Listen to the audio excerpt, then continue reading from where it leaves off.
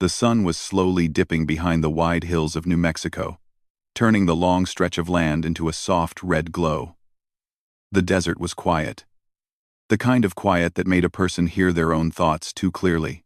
Sergeant Elijah Warren guided his horse across the open land, scanning the horizon like he had learned to do during years of service.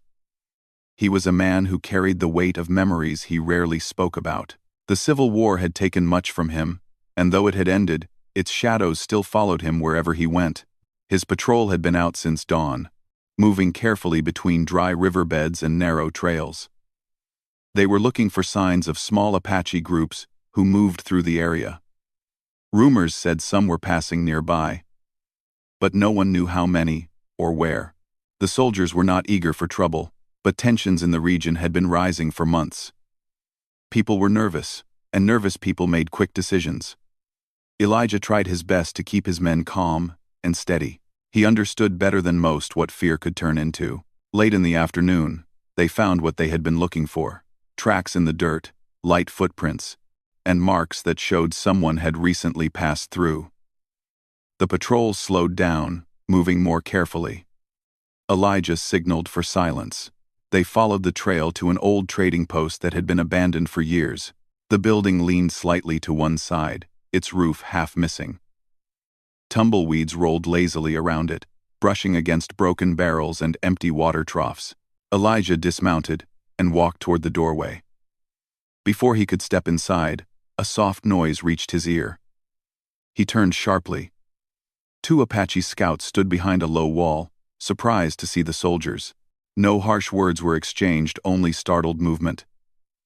The two sides had simply come upon each other unexpectedly. In the confusion, one of the young Apaches managed to slip away, running with swift steps across the open ground.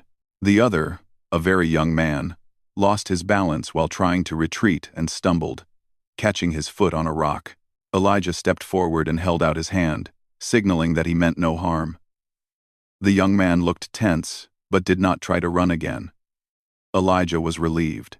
He did not want anyone getting hurt, and the young Apache, who later introduced himself as Nantan, did not look like someone who wanted trouble either. He seemed barely older than 20, with a calm face and sharp eyes that watched every movement around him. The patrol regrouped. Their orders required them to bring any found scout back for questioning, but Elijah did not feel comfortable surrounding the young man with several armed soldiers. He suggested a plan. His men would continue scouting the area, while he would take the captive back to their main camp. It would take 2 days by horse. His men agreed. Trusting his calm judgment, Elijah tied a light rope around Nantan's hands, not tight enough to cause pain, just enough to follow the rules. He placed the young man on his own horse while he walked beside them. The sun dipped lower, casting long shadows over the land. Elijah tried to make the journey steady and quiet, avoiding anything that might frighten the young man. Nantan kept his head high, saying little. But Elijah noticed he watched everything: the sky, the ground, the direction of the wind. He was alert in a way that came from growing up outdoors. Just before sunset, a strong wind began to rise. Sand lifted from the ground, growing thicker by the minute. Elijah recognized the signs of a coming storm. He urged the horse forward, leading them toward the only shelter nearby, the old prospector's shack. It had a crooked door and a roof with holes, but it was better than being caught out in the open. Inside, the air was dusty but calm. Elijah helped Nantan sit near the corner and untied the rope. He saw no reason to keep it on. There was nowhere to go in the storm. The young man rubbed his wrists gently, surprised by the gesture. "You're safe in here," Elijah said quietly. Nantan gave a small nod.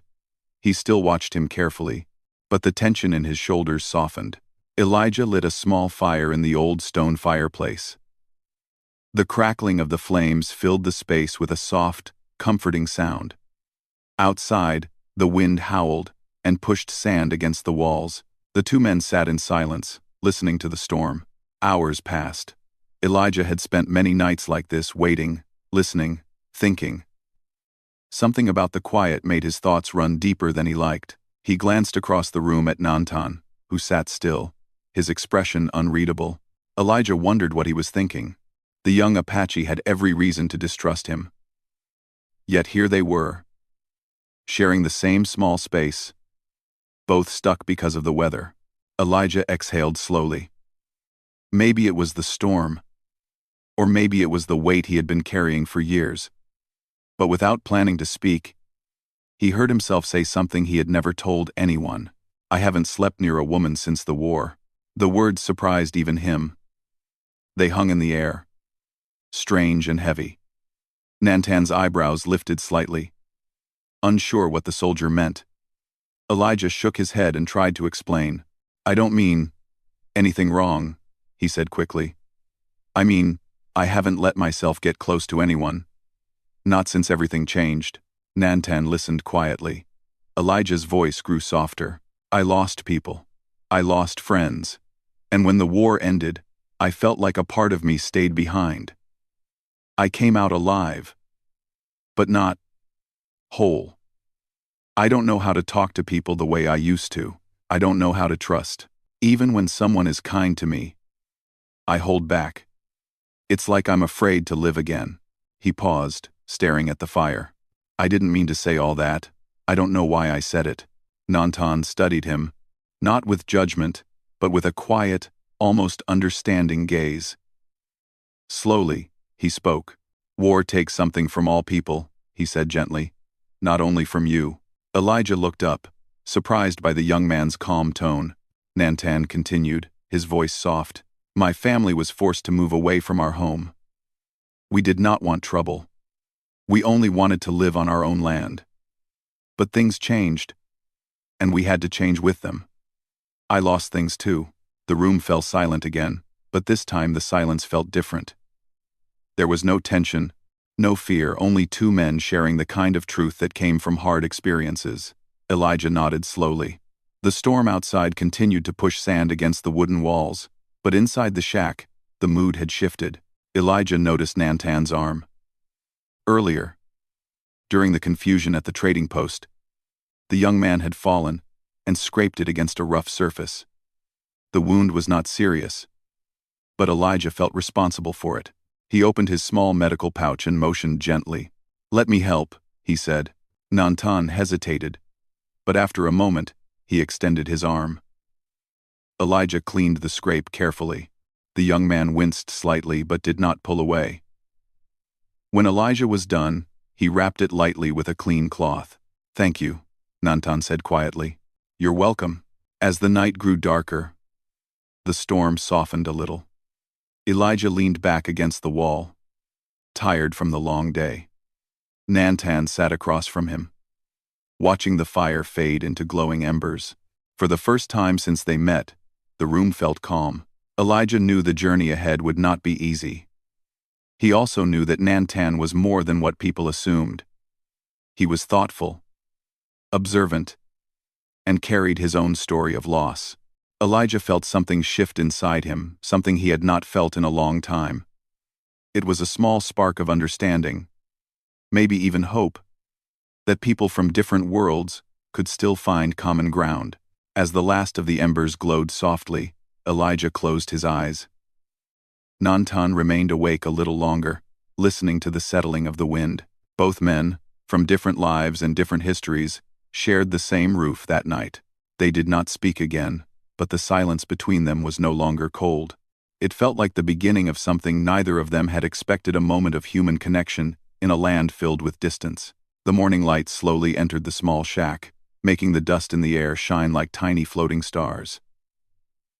Elijah opened his eyes to the soft glow and the gentle sound of the wind outside. The storm had passed, leaving behind a quiet stillness.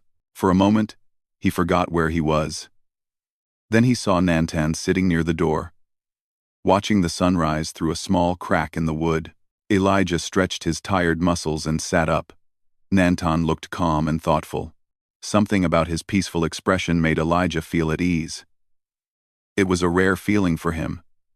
He had lived through many difficult days, and calm mornings like this felt almost new. "We should start moving soon," Elijah said softly. Nantan nodded.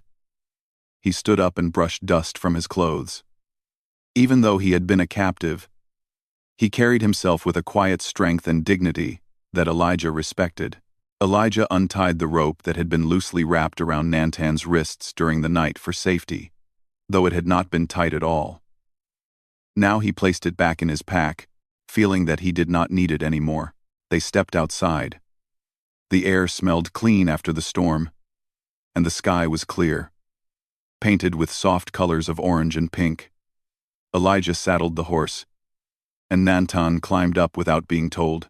They continued their journey toward the main camp, riding slowly across the open land. For a long time, neither of them spoke. Yet the silence felt different than it had the day before. It was not filled with fear or distance. Instead, it felt like the quiet that comes after two strangers begin to understand each other. A few hours into their travel, Nantan spoke. The land ahead changes. There is a deep place in the ground where it is easy to lose your path. Elijah turned to him.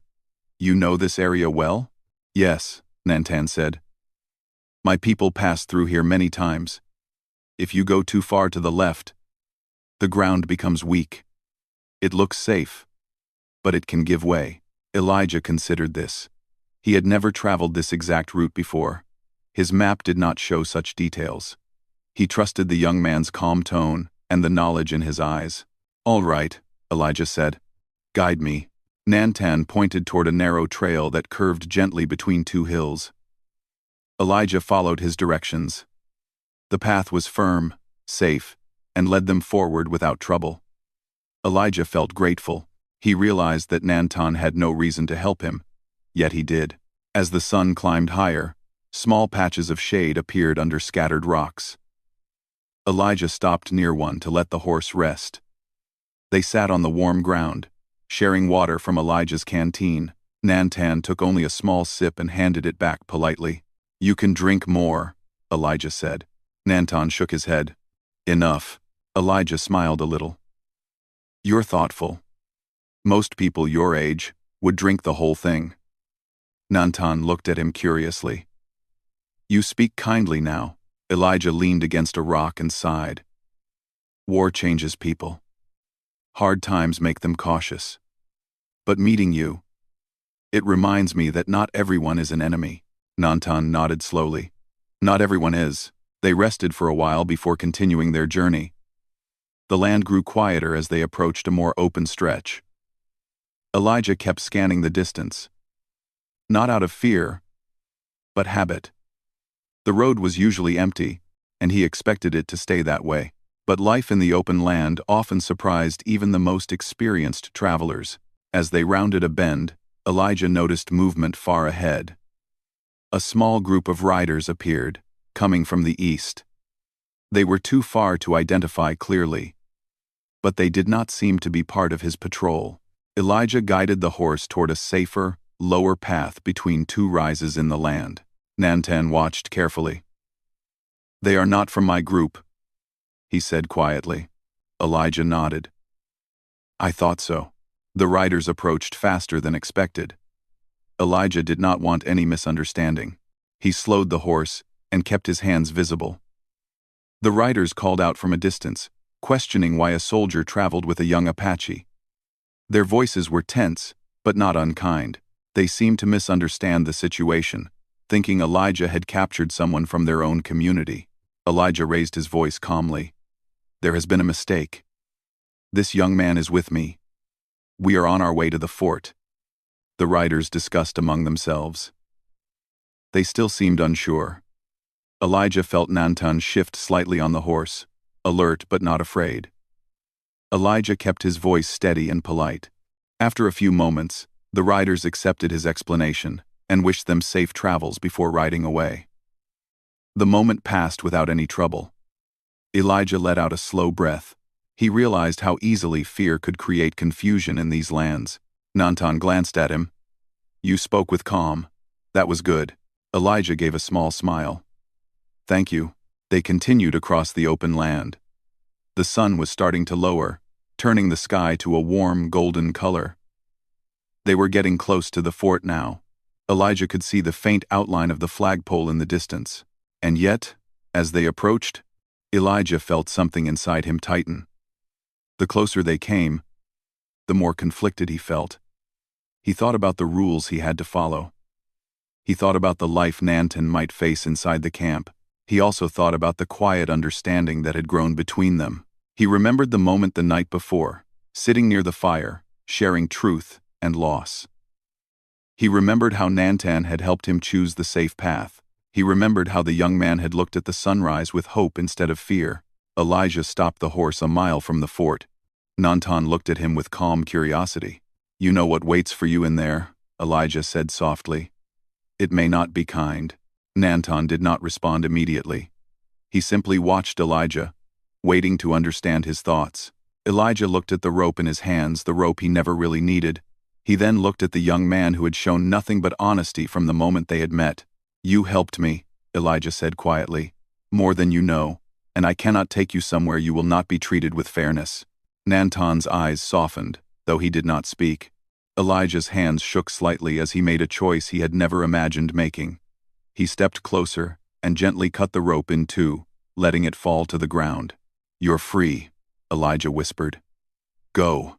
Nantan stood still for a long moment as if unsure he had heard correctly. Elijah stepped back, giving him space. "You saved my life," Elijah said. "Not with actions, but with honesty. With respect. I owe you something for that." Nantan looked toward the tall grass that led to the distant hills. Then he looked back at Elijah. His voice was steady. "You carry a heavy heart," he said, "but it can grow lighter. You are not alone in your pain." Elijah felt something warm rise in his chest.